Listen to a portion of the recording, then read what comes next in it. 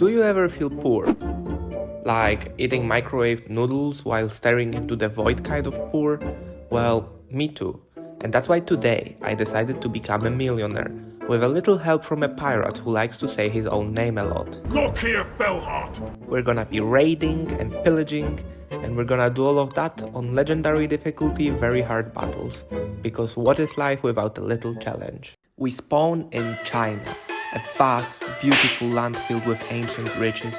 But we won't be staying here for very long.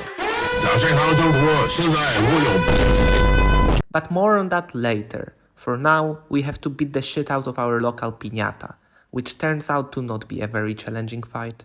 And the piñata falls harder than the one on your Mexican neighbor's Chihuahua's quinceañera.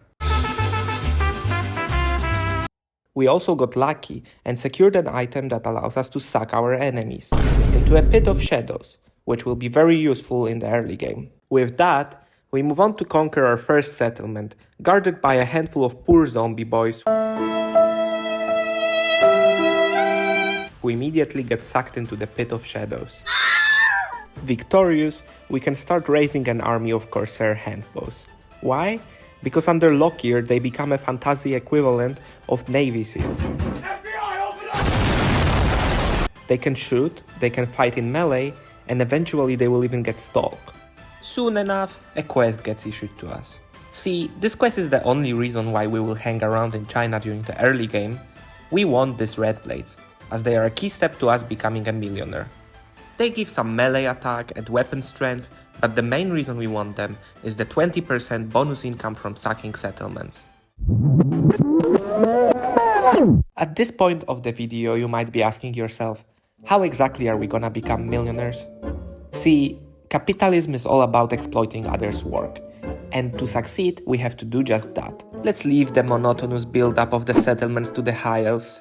Our primary source of income will be the hard work of our unpaid interns, which we can employ on the naval markets to get insane amounts of money based on the number of black arcs we control. So to sum up, we need to win battles, sack settlements, build black arcs, and recruit copious amounts of interns, and the cash will flow. And with that in mind, we make our way south, starting our journey to obtain the red blades.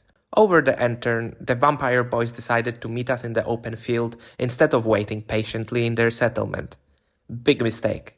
Then, for some reason, they decided to send their gunners through the forest while their frontline charged at our crossbows? Huh? AI tactics, I guess? Anyway, they have left their settlement unguarded for us, and we wouldn't waste such occasion. From here, nothing stops us on our way to securing our first major port settlement. And major ports are Lokhir's bread and butter, as they allow him to construct an additional black arc. Now, only a siege awaits. Don't you love Katai sieges? This bridge. I sometimes have dreams about this bridge. I wake up yelling. I just woke up in a fucking steaming mood, yeah? Because I live in a shithole! Do you know what I mean? Birmingham is a fucking shithole! But the battle itself does not take very long, as we storm the main gate. Surprise, motherfucker! And quickly finish the job with Corsairs. Look at that, our first intern's delivery. I love it when eager workers show up at your door without you having to do anything. Now the Vampire Pirates faction is on their last legs and they have fucking lightning strike? Now, I could retreat, but looking at their army composition, they have 3 bloaty boys, which are a Warhammer equivalent of a man from Manchester that drank 56 beers and is ready to explode toxic gases at the slightest touch. I can work with this. If we catch the bloaty boys aggro, this battle should be easy. Come here, bloaty boy, come here. Yes. Due to the brutality of the footage, we have decided to replace it with a short documentary about deers. Deers. These majestic hoofed creatures. No, wait, where are you going? We're filming a documentary here, guys!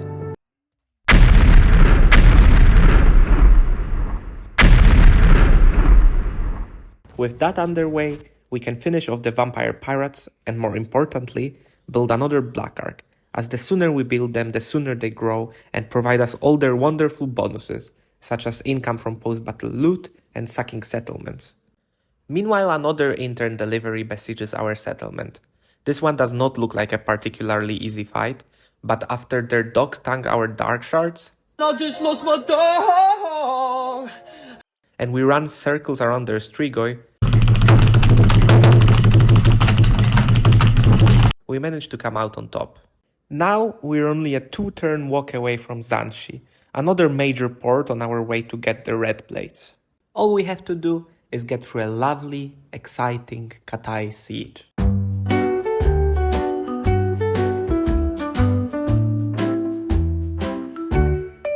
We loot and occupy, and you know the drill. Another major port, another Black Ark. Of course, on our next turn, another siege awaits. Because why the fuck not? It's not like I have anything productive to do with my life anyway. Look at our brave Lokhir, running for his dream. Running to become a millionaire. Can he win against a bunch of dogs with shiny eyes? Presumably, because as soon as we crack the gate, their generals decide to sacrifice themselves. And then, all that's left is to run in and out with our corsairs. In and out. In and out. And the settlement is ours, which prompts our third-degree cousins that you never want to sit next to on a family gathering because they smell weird and keep making up shit about their sexual conquests. Where was I? Yeah. It prompts them to offer us a confederation, which we immediately reject. Taking it would not be a bad decision by any means, but in this playthrough we don't care about territory. All we want is to go on a great adventure and earn obnoxious amounts of money. And after we deal with the last blockade on the way to Shillong, we're finally able to attack the settlement and claim our powerful artifact. On the topic of claiming powerful artifacts, since we suffered almost no casualties, now is as good of a time as any to complete the item set by fighting the quest battle. Steady, my corsairs! The Skaven come! They think to board my tower in secret, but no creature steps upon the blessed tread without my knowing. Looks like Lokhir's having a rat problem. I also had a rat problem some time ago. I hired professional pest control and all, only to walk in one day on my girlfriend feeding a rat a piece of cheese. No wonder they wouldn't leave. The battle itself turns out to be more challenging than I thought. And when the Deathglobe bombardiers catch up to us, we suffer heavy losses. But nevertheless, we withstand the infestation and obtain the Helm of the Kraken, which allows our pirate boy to regenerate in melee. Now that we have the needed gear for our journey prepared, we can send our Black Arks to faraway lands, where Lokhir will join them via his lovely teleport ability. But at the moment, he has some business to wrap up in China. Such as running an elaborate scam on Balthazar, in which we sell him a worthless settlement, and then make him join a battle on our side just to decimate his forces. I'm about to end this man's whole career. Promptly followed by declaring a war on him and beating whatever is left of his army into a pulp. Which, with an unscathed army of corsairs, doesn't really pose a challenge. All while our project managers accepted delivery of interns after delivery of interns. Stonks. These interns are of course promptly employed on naval markets, where they learn the basics of trading by being traded for some gold.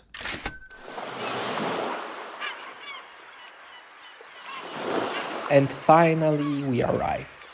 Yes, of course our destination was Ultuan, because who doesn't love beating the shit out of high elves? Now, we could already teleport Lokhir here and start sucking everything that moves, looting everything that moves, but we will go a bit further as we want to begin our invasion in the Shrine of Cain. Not even for the Sword of Cain, we simply want the post-battle loot increase. Is it worth the detour? No. Will it make us achieve 1 million later? Probably. Is it a cool location to start your invasion from? Yup. Lokhir would love to go on his adventure already, but as he waits for the Black Arks to reach their destination, he might as well spend his pastime on his favorite activities.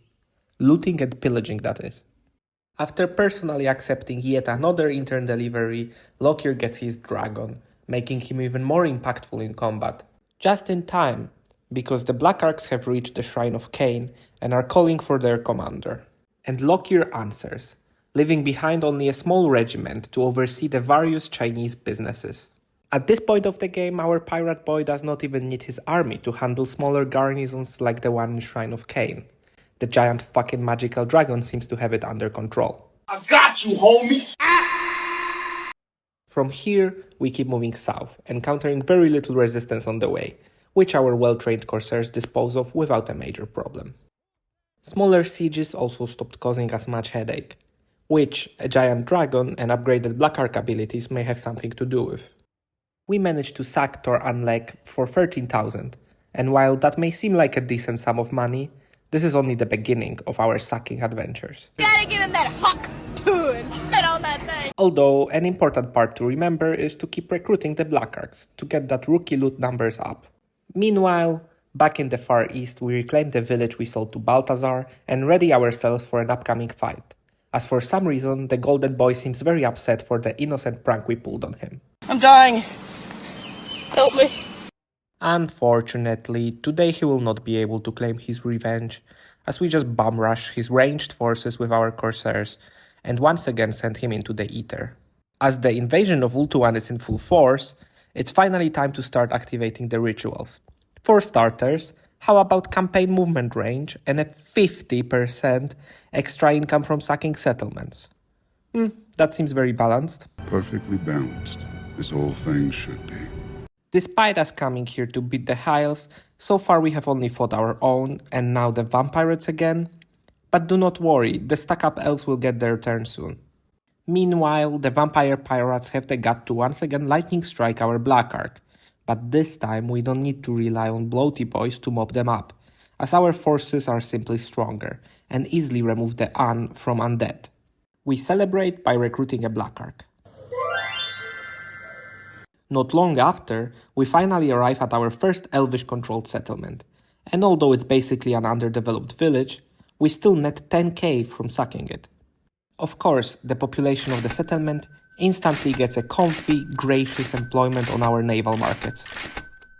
Next turn, we land between two settlements, and although we can't launch an attack just yet, we're hoping to be able to sack both of them in the upcoming turn. Unexpectedly, Eltarion decides to put on his big boy pants and faces us in open field. We auto-resolve to establish dominance, yielding 16k from post-battle loot. And as per usual, when things start going well in life, something has to ruin your mood. Oh shit! A rat! In this case it's Clan Eshin, that despite having a non-aggression and trade pacts with us, decided to declare war. Not unexpected of Skaven, but still disappointing. I guess it's time to improve our mood by sacking False Anvil for 22,000 and the other settlement for 16,000 in the same turn. And of course the interns, which you already know we're gonna be using on the instant dopamine injection button. Oh my god! From here, nothing should stop us on our way to Lovern. Except, apparently a metric shitton of elven armies casually camping around the city. What the dog doing? Well, nothing else to do but start beating on the nasty spawn campers, starting with Alastor the Snowflake, who, despite of his best efforts, fails to catch up to our corsairs, leaving us 20k of loot in the process. And with that comes the time for one of the most gruelly painful sieges I've experienced in my shamefully high amount of hours in Total War games. See, the plan was quite simple. Set up Lokhir and the sexy witch on the opposite side of stealthy corsairs, formed up as a kill box to catch reinforcements, and afterwards sneak them into the city, while the leaders keep the rest of the defenders occupied. But oh, so many things went wrong. First of all, Lokhir lost a shit ton of life trying to trigger the reinforcements to appear, and when they did, my brain failed to process how far exactly these Lothern towers can shoot. It also failed to process that by killing the reinforcements we reveal our position to the enemies, which caused our stealthy approach to immediately be found out, and resulted in a grueling tooth and claw fight in the narrow streets of Lothern. But despite all that, after an amount of time in which I could have learned French from scratch, we managed to rout the enemy forces, and as a reimbursement for our heavy losses, received 27,000 in post-battle loot, and sacked the settlement for a whopping 67,000. It's not the end of Lothern sieges though, as we do not want to end up stuck between the city and incoming Tyrion's army, so we have to capture it, this time without trouble, and move to the water to safely replenish our losses. We also start recruiting a Witch Elf's army, something I don't normally do, but it surely won't come back to bite me in the ass later. Join Dreadfleet Incorporated today and enjoy a wide variety of benefits, including free accommodation, family atmosphere, non-competitive salary, and fruity Fridays. Please see the terms and conditions. The company does not guarantee safety in case of being sold on the naval market. Back in China, Sneakage makes his first move of the war. We are quite outmatched here by two Skaven armies with a lot of gutter runners and storm vermin, but I shoot my shot at defending the settlement anyway. However, without any real choke point, we die surrounded from three sides by endless swarms of rats. The invasion of Ultuan, however, is going much better, as we strike Tyrion himself. You're the man! The man! The legend! Before, we quickly grab another right, giving us even more post-battle loot and a wonderfully overpowered Dark Conduit ability. The battle goes very smoothly, as our Black Arc abilities are basically nukes at this point, and we manage to kite out the enemies without much trouble, resulting in another 60k from post-battle loot and sacking. And we even have movement left to sack Port Elistor and occupy it later. Next, we find out how terrible witch elves are in auto-resolve. What?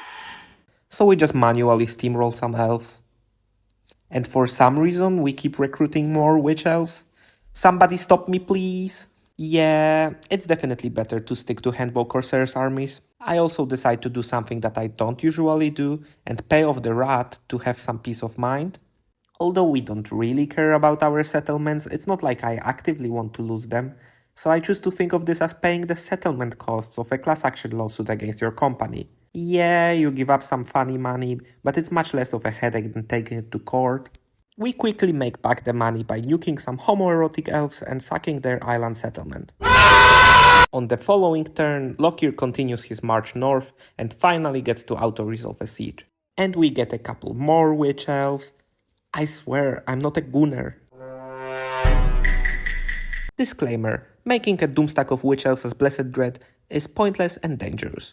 Don't do it at home. Anyway, we grab some more money from the naval markets, sack and occupy Eltarion's settlement, praise be to auto-resolve, and finish off some Lothern forces loitering around the area. Meanwhile, Lokhir plunders yet another settlement using the forbidden powers of auto-resolve, and we hope to reach the Vale next turn. And guess what we do? Money. Over the end turn, a nice sacrificial army of beastmen decides to donate some interns to us.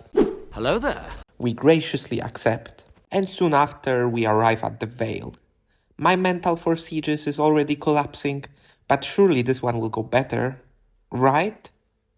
Right? Get through the gate, get through the gate, get through the fucking gate.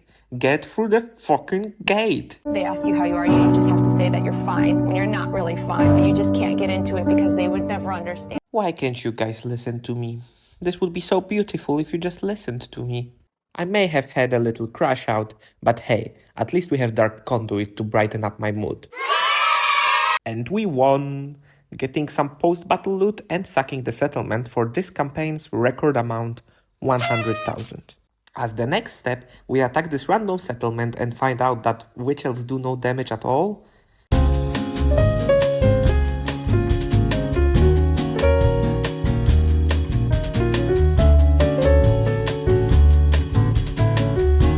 Seriously, what is wrong with them? We obviously sack it, which is sure to piss off the nearby army of Eltarion, so we better stand next to those Corsairs. Now just let me quickly get some dopamine. I really need it after the sieges, guys. Just a bit more. Short dopamine spikes are the shit. And as prophesized, angry Eltarion appears. How many times do we have to teach you this lesson, old man? This one is a forest battle, so I will shut up for a bit and let you guys appreciate the sights.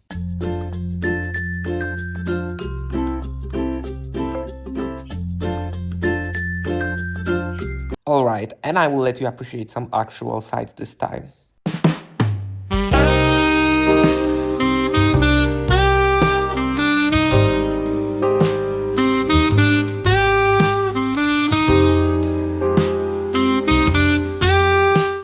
Splendid. Lokhir can already smell the 1 million, so in good mood he attacks Tor Savoir Vivre. We cannot auto-resolve, but the battle doesn't really pose a challenge. And so we sack the settlement, and then sack another one, which turns out to be completely worthless. And for the last time we hug our interns, as we let go of them forever. And here we are, 1 million gold, Ultuan in shambles. It's time for Lokhir to load up his black ark with coke and hookers and retire to some faraway island. No, not this kind of island, you sickos. Tropical one, with piña coladas and vague tax laws.